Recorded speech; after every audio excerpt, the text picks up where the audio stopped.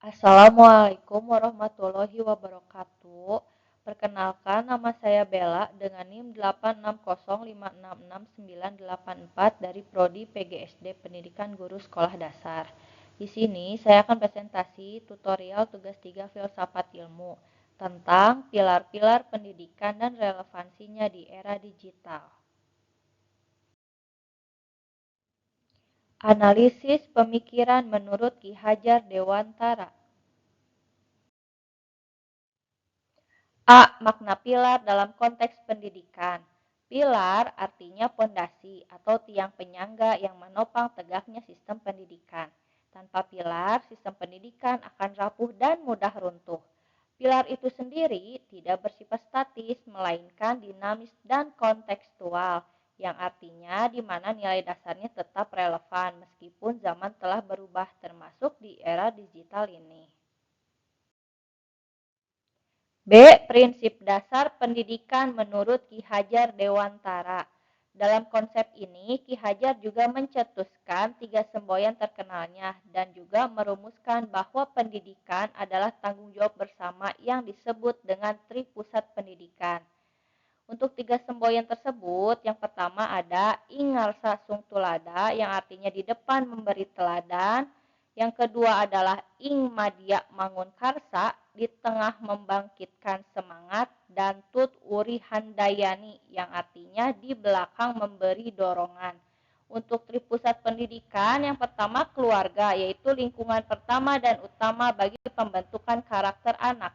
Yang kedua di lingkungan sekolah atau perguruan, tempat pendidikan formal yang sistematis, dan yang terakhir masyarakat, yaitu lingkungan sosial tempat anak hidup dan bergaul.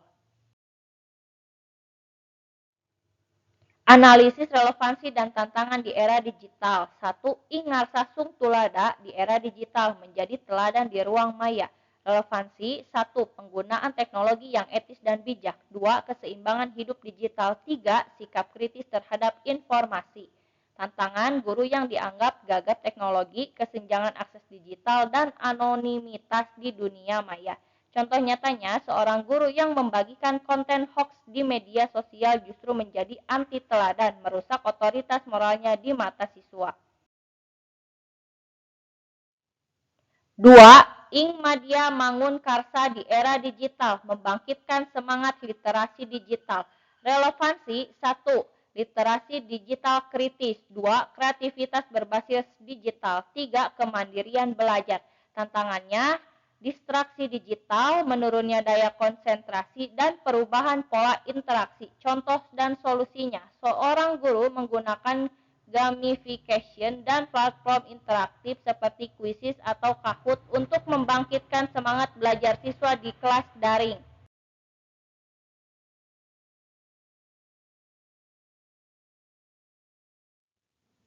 Tiga, Tuturi Handayani di era digital, memberi dorongan dari belakang.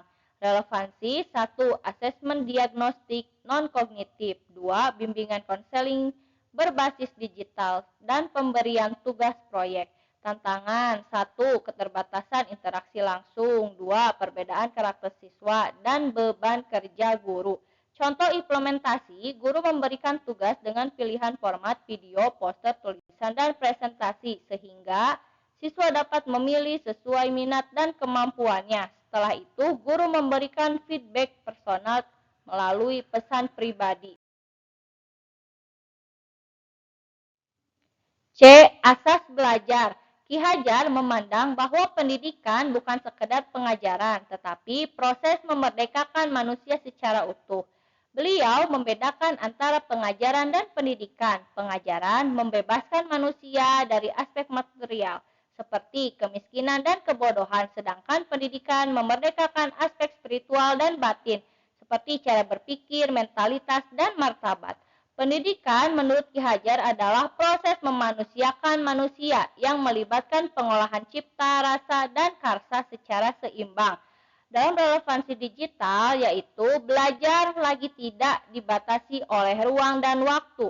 Guru berperan sebagai mediator. Fokus bergeser dari menghafal ke kemampuan berpikir kritis dan menyaring informasi, serta konsep merdeka belajar yang dirancangkan saat ini sejalan dengan pemikiran Ki Hajar tentang kebebasan berpikir yang harus dimulai dari pendidik. Asas otonomi, Ki Hajar menegaskan bahwa pendidikan harus memerdekakan. Kemerdekaan sejati dalam pendidikan yaitu kemampuan intrinsik individu untuk berdiri sendiri dan tidak bergantung pada intervensi orang lain. Prinsip ini tertuang dalam Pancadharma Taman Siswa tahun 1947 dengan prinsip utama pendidikan yang memerdekakan yaitu kemerdekaan sebagai prinsip pertama.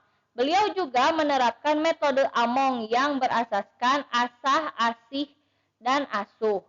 Pendekatan yang menghormati kodrat dan kebebasan anak dalam belajar. Pilar-pilar lifelong learning, belajar sepanjang hayat. Ki Hajar Dewantara memandang bahwa pendidikan tidak dibatasi usia. Konsepnya sejalan dengan lifelong education, pendidikan seumur hidup, yang mencakup 3 ranah. 1. Pendidikan formal, 2. Pendidikan non-formal, dan 3. Informal. 4 pilar lifelong learning versi UNESCO sejalan dengan pemikiran Ki Hajar. Yang pertama, learning to know, belajar untuk mengetahui. 2. Learning to do, belajar untuk berbuat. 3. Learning to live together, belajar untuk hidup bersama. 4. Learning to be, belajar untuk menjadi diri sendiri. Persoalan pendidikan nasional saat ini. 1. Krisis karakter. 2. Kesenjangan akses digital. 3. Menurunnya kedekatan guru dan murid. 4. Aliansi budaya lokal. Refleksi mendalam. Ki Hajar Dewantara mengajarkan bahwa pendidikan bertujuan untuk menuntun segala kekuatan kodrat yang ada pada anak-anak, agar mereka dapat mencapai keselamatan dan kebahagiaan yang setinggi-tingginya, baik sebagai manusia maupun anggota masyarakat.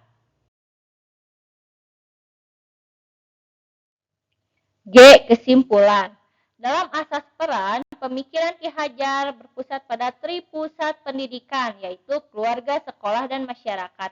Asas belajar, pendidikan memanusiakan manusia, cipta, rasa, dan karsa. Asas otonomi, pendidikan memerdekakan. Metode Among, asih, asah, asuh. Dan lifelong learning, pendidikan seumur hidup, formal, non-formal, dan informal. Sekian video presentasi dari saya. Semoga ada manfaatnya untuk yang melihat. Mohon maaf bila banyak tutur salah kata dan bahasa. Wabillahi taufiq wal hidayah. Wassalamualaikum warahmatullahi wabarakatuh.